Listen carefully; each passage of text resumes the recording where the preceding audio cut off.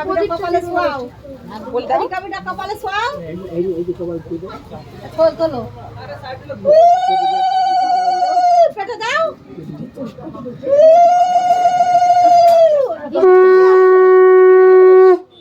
এবার ঠান্ডা দিয়ে দিবা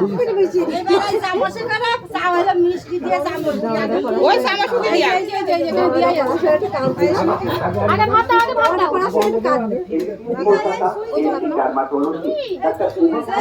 দাও সব রকম দিয়ে মিশিয়ে সব রকম দিতে হবে